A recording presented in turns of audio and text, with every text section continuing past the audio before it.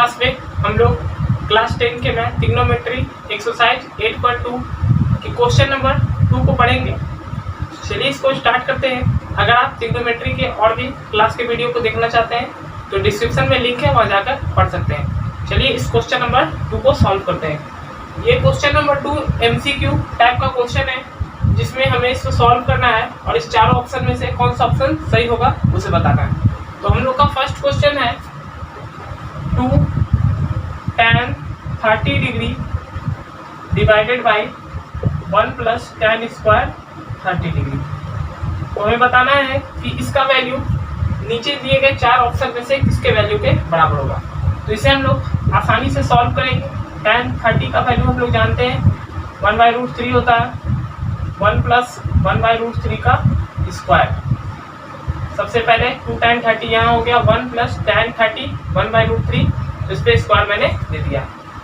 ये हो जाएगा 2 बन जा 2 डिवाइडेड बाई √3, साथ में ये होगा 1, यहाँ 1 का स्क्वायर होगा 1 और √3 का स्क्वायर होगा 3।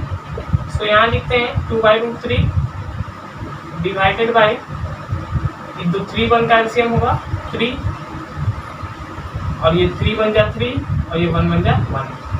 ये 3 जो है सबसे नीचे वाला 3 ये ऊपर चला जाएगा, तो हो जाएगा 2 × 3। हम इसे 2 × 3 ही लिखेंगे, मल्टीप्लाई करके 6 नहीं लिखते हैं। और ये दोनों मल्टीप्लाई होगा 4√3। अब आप देखिए इस 2 से हम 4 को 2 टाइम में काट लेंगे और इस √3 से 3 को हम √3 टाइम में काट लेंगे। तो यहाँ पर हमारा क्या ऊपर में √3 नीचे में 2, यानी √3 डिवाइडेड बाई 2। अब यहाँ पे ऑप्शन ए हमारा राइट आंसर होगा, क्योंकि √3/2 जो है sin 60 का वैल्यू होता है। बाकी यहाँ पर कोई भी ऑप्शन हमारा सही नहीं होगा, तो ऑप्शन ए हमारा सही आंसर हो गया। इस प्रकार से ये क्वेश्चन सॉल्व हो जाता है। चलते हैं नेक्स्ट क्वेश्चन में। अब हमारा सेकेंड क्वेश्चन है 1 - tan square 45 degree divided by 1 plus tan square 45 degree. इसका वैल्यू क्या होगा? चलिए सॉल्व करते हैं।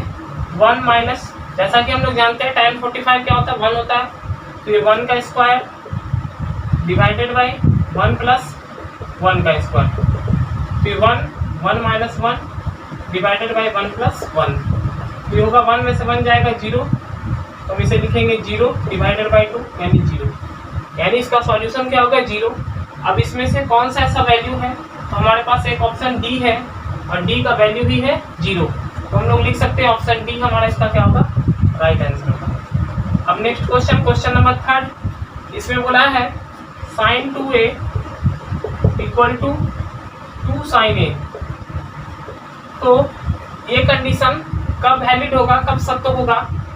अगर a का वैल्यू 0 डिग्री हो, 30 डिग्री हो, 45 डिग्री हो या 60 डिग्री हो। तो इसमें a का वैल्यू अगर 0 डिग्री होगा तभी ये पॉसिबल है, नहीं तो बाकी इन चारों वैल्यू के लिए पॉसिबल नहीं है, क्योंकि हम जानते हैं कि साइन 0 डिग्री का वैल्यू क्या होता है 0 होता है। अगर हम यहाँ पुट करते हैं तो क्या होगा sin 2 × 0 डिग्री, ठीक है। a का वैल्यू 0 डिग्री था और यहाँ पे पुट करेंगे 2 sin 0 डिग्री, तो ये हो जाएगा sin 0, इनको मल्टीप्लाई करेंगे तो 0 ही होगा, तो sin 0 डिग्री और इधर हो जाएगा 2 sin 0 डिग्री। sin 0 का वैल्यू हम लोग जानते हैं 0 होता है, और यहाँ भी sin 0 का वैल्यू 0 × 2 करेंगे तो 0 ही होगा, तो 0 0 क्या होता है सेम होता है।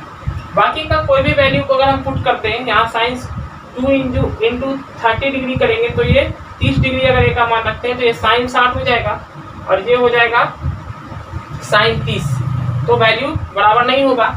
इसी प्रकार से और भी कोई वैल्यू वैलिड नहीं होगा, इसलिए ऑप्शन हमारा ए ऑप्शन जो है सही होगा।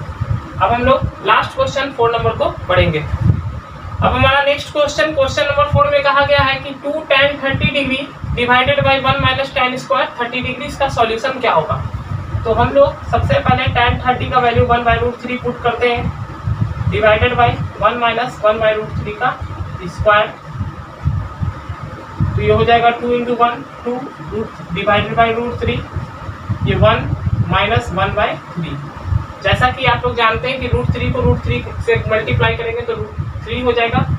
इसे यहाँ पे लिखते हैं 2/√3, ये 3 1 का एलसीएम 3 ही होगा, इसके नीचे 1 लिख सकते हैं हम, तो 3 1 का एलसीएम 3 और 3 बन जा 3 -1, अब ये सबसे नीचे वाला को हम फिर से सबसे ऊपर भेजते हैं, 2 × 3, इसी फॉर्म में आप रहने दीजिएगा और ये दोनों मल्टीप्लाई हो जाएगा तो 3 में से बन जाएगा 2 × √3, 2 से 2 कैंसिल और इस √3 से 3 जो है 2 बार में कैंसिल हो जाएगा।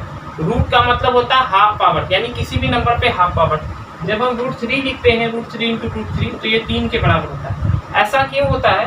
क्योंकि हम √3 को 3 के पावर हाफ लिख सकते हैं, मल्टीप्लाई 3 की पावर हाफ लिख सकते हैं। इन दोनों को जैसा कि हम घातांक के नियम में पढ़ते हैं कि बेस सेम होता है तो पावर क्या होता है, जुड़ जाता है। तो 3 बेस होगा और ये दोनों पावर आधा आधा पावर जुड़ के 1 होगा। अगर आप इस कॉन्सेप्ट को नहीं जानते तो मैंने इसलिए आपको बता दिया। ये √3 से 3 कट गया तो यहाँ पर क्या आया रिजल्ट, √3। अब जैसा कि इन चारों ऑप्शन में कौन ऐसा वैल्यू है, कौन ऐसा ऑप्शन होगा जिसका वैल्यू √3 के बराबर हो सकता है, तो हम कह सकते हैं कि tan 60 जो है वो किसके बराबर होता है, √3 के। इसलिए ऑप्शन सी हमारा क्या होगा, राइट आंसर होगा। इस प्रकार से क्वेश्चन 2 हमारा टोटल क्वेश्चन सॉल्व हो जाता है। चलते हैं क्वेश्चन नंबर 3 में। इस क्वेश्चन में कहा गया है कि tan a + b का वैल्यू अगर √3 के बराबर हो और tan a - b का वैल्यू अगर 1/√3 के बराबर हो, साथ ही a और b, a + b का वैल्यू 0 डिग्री से ग्रेटर देन हो और 90 डिग्री के इक्वल या लेस देन हो, साथ ही a ग्रेटर देन b हो, यानी a का वैल्यू b के बराबर हो, तो a और b का मान बताइए। ये क्वेश्चन बहुत ही आसान है, बस आप इस कॉन्सेप्ट को समझिए। जो क्वेश्चन दिया है पहले हम उसे लिखेंगे, tan a + b = √3। ठीक है, tan में आप लोगों ने कितना में √3 का वैल्यू tan में किसके बराबर होता है, तो हम कह सकते हैं कि √3 जो होता है tan 60 के बराबर होता है और tan a + हम यहाँ tan से tan को कट कर देंगे, a + b बराबर हो जाएगा 60 डिग्री के, a + b बराबर 60 डिग्री। इसको हम इक्वेशन 1 मान लेंगे। अब नेक्स्ट tan a - b बराबर 1/√3 है, तो tan a - b बराबर tan 30 डिग्री। tan से tan कैंसिल हो जाएगा, a - b = 30 डिग्री, इक्वेशन 2। अब हम इन दोनों इक्वेशन को सॉल्व करेंगे। सबसे पहले इक्वेशन 2 से लिखेंगे समीकरण 2 से, तो हम यहाँ लिख सकते हैं a - b = 30 डिग्री। इस b को उठा के हम दूसरे साइड ले जाएंगे, तो 30 चूंकि ये माइनस में था, इधर आएगा तो +b हो जाएगा, तो ये हो गया 30 डिग्री + b। अब हम लिखेंगे a का मान समीकरण 1 में रखने पर, a का मान हम समीकरण 1 में रखते हैं तो लिखेंगे a + b = 60 degree. a + b का वैल्यू किसके बराबर है, 60 के, तो ये हो गया 30 डिग्री + b = 60 डिग्री। ये 30 डिग्री को हम दूसरे साइड भेजेंगे, प्लस है तो उधर जाएगा माइनस, 2b बराबर 60 डिग्री - 30 डिग्री। ये 2b बराबर हो जाएगा 30 डिग्री और इस b से कट जाएगा 2 टाइम में 15 डिग्री, तो b का वैल्यू हो गया हमारा 15 डिग्री। तो हम लिख सकते हैं कि a बराबर क्या था, तो 30 + b था, तो हम लिख सकते हैं 30 डिग्री और b का मान 15 डिग्री, तो ये हो गया हमारा a बराबर 45 डिग्री। ये क्वेश्चन हमारा इस प्रकार से सॉल्व हो जाता है। उम्मीद है आप इस क्वेश्चन को समझ गए होंगे। बस यहाँ पर जो भी वैल्यू दिया था उस वैल्यू को हमें पुट करके सॉल्व कर लेना। अब हमारा लास्ट क्वेश्चन नंबर 4, इसमें कहा गया है कि निम्नलिखित कथनों में हमें बताना है कि कौन सा कथन सत्य है और कौन सा कथन असत्य। साथ ही हमें अपने आंसर के लिए कारण देना है। तो फर्स्ट क्वेश्चन में कहा गया है कि sin a + b = sin a × sin a + sin b। क्या ऐसा पॉसिबल है? तो हम कहेंगे कि ऐसा पॉसिबल नहीं है, क्योंकि जब हम अगर किसी वैल्यू को ले लेते हैं, अगर हम a का वैल्यू 30 डिग्री और b का वैल्यू 60 डिग्री ले लें, तो यहाँ पर क्या होगा, sin 30 degree + 60 degree = sin 30 degree + sin 60 degree. जैसा कि मैंने आपको पहले बताया कि हमें a लेना है 30 डिग्री और b लेना है 60 डिग्री, और इसे चेक करके देखना है। ये हो जाएगा sin 90 और यह हो जाएगा 1/2 प्लस √3/2। ठीक, तो ये हो जाएगा sin 90 1, इनका एलसीएम होगा 1 प्लस √3। तो क्या हम देख सकते हैं और बता सकते हैं क्या ये दोनों इक्वल होगा? तो हम कह सकते हैं कि नहीं। इसलिए ये पहला ऑप्शन जो है, पहला क्वेश्चन ये नहीं होगा, क्योंकि जब हम वैल्यू पुट करते हैं तो वैलिड नहीं होगा। सेकेंड क्वेश्चन में चलते हैं। क्वेश्चन में कहा गया थीटा में वृद्धि होने पे साइन थीटा के मान में वृद्धि होती है। तो हम कहेंगे हाँ, ये क्वेश्चन क्या है, ये स्टेटमेंट सत्य है। क्यों सत्य है मैं इसे बताता हूँ। Sine 0 degree, sine 30 degree, sine 45, sine 60 और साइन 90। अब आप देखिए, इसका वैल्यू होता है 0, इसका वैल्यू होता है 1/2, इसका वैल्यू होता है 1/√2, ये होता है √3/2 और ये लास्ट वैल्यू होता है 1। अब आप देखिएगा तो आप पाते हैं कि ये 0, और जैसे ही 0 डिग्री से 90 डिग्री तक हम पहुंचते हैं, इसका वैल्यू कितना हो जाता है 1। तो हम देख रहे हैं कि वैल्यू क्या हो रहा है, बढ़ रहा है, इसलिए ये स्टेटमेंट क्या है, सत्य है।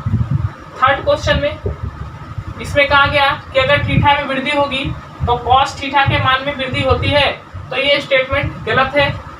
मैंने जब इस चैप्टर के लिए आपको मान सारणी पढ़ाया था, उसमें मैंने बोला था कि साइन के वैल्यू को अगर हम उल्टा कर देंगे तो कॉस का वैल्यू आएगा।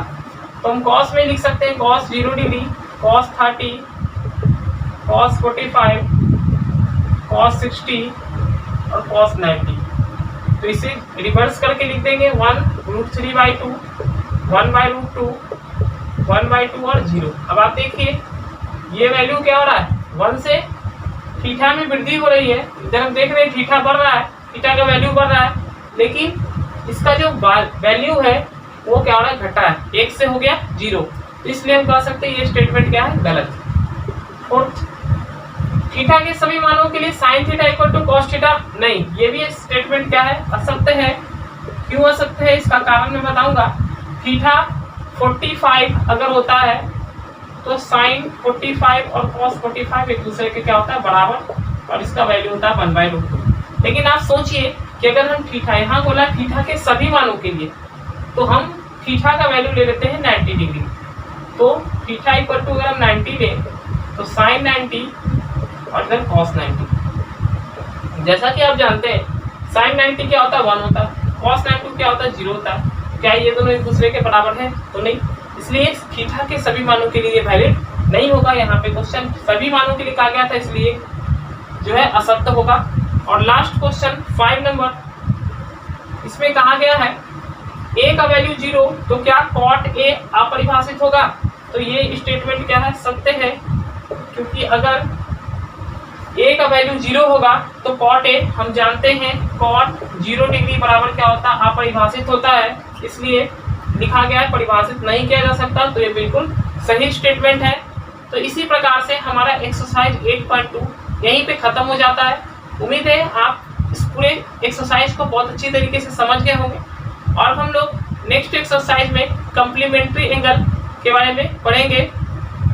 अगर आपको ये क्लास अच्छा लगा हो तो इसे लाइक करें, ज़्यादा से ज़्यादा मात्रा में शेयर करें। इससे रिलेटेड कोई प्रॉब्लम हो तो कमेंट करें, साथ ही कमेंट करके ये भी बताएं कि आपको ये क्लास कैसा लगा। और अगर आप इस चैनल पे नए हैं तो चैनल को सब्सक्राइब कर लें।